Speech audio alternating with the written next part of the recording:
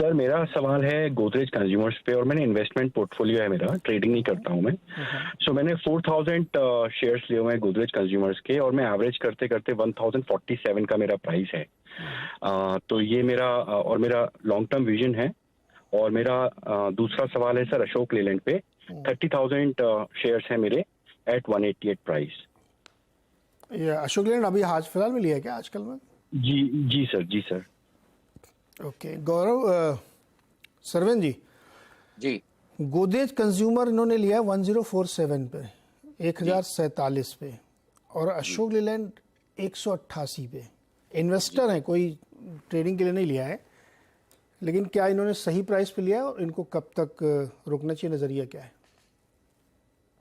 देखिए, अशोक लेलैंड में मैं इनको एक सवाल पूछूंगा, शायद इनकी पोजीशन मुझे फ्यूचर्स में लग रही है या कैश में इतने स्टॉक्स लेके बैठे हैं ये?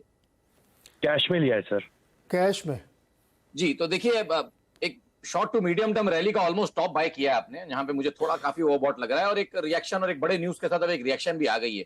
तो अब तो ये मान के चलिए आप कि जब तक ये जो इसने अपने इवेंट वाले दिन में 191 के आसपास जो हाई रखे थे, उनके ऊपर जब तक बंद नहीं करता, तब तक short to medium term setup थोड़े 1 से 3 महीने के लिए नरम रहेंगे, जहां पे मुझे लगता है कि स्टॉक कहीं नीचे में 165 170 के दायरे भी छुएगा। तो अगर आपके पास अवधि लंबी है और आपको उतना कंफर्ट है, तो आई थिंक ट्रेड में बने रहना चाहिए।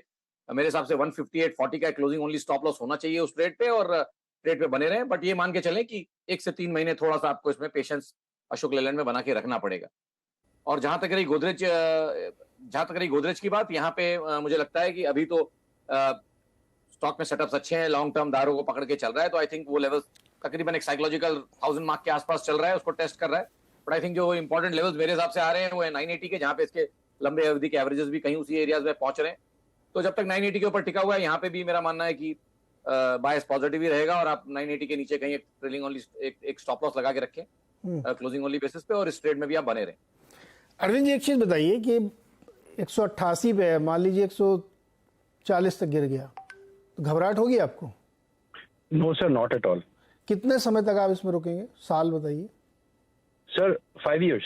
5 इयर्स। सरविंद जी, 5 साल इनको रुकना है, और मान लीजिए अगले 3 महीने में 140 आ जाए जी, तो कोई चिंता की बात है?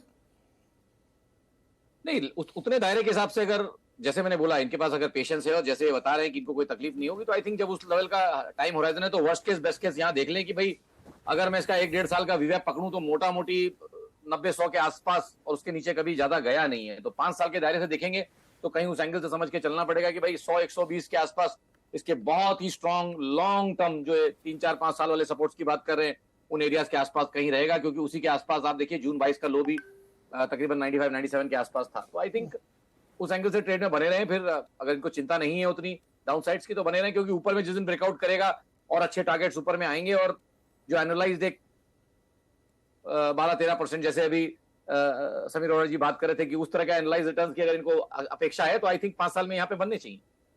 ओके, 5 साल में अच्छे पैसे बन सकते हैं, और चूंकि रुकना है अरविंद को, इसलिए कोई चिंता की बात नहीं है। बता दें कि मनी कंट्रोल पर दिए गए विचार एक्सपर्ट्स के अपने निजी विचार होते हैं। वेबसाइट या मैनेजमेंट इसके लिए उत्तरदायी नहीं है। यूजर्स को मनी कंट्रोल की सलाह है कि कोई भी निवेश निर्णय लेने से पहले सर्टिफाइड एक्सपर्ट की सलाह लें।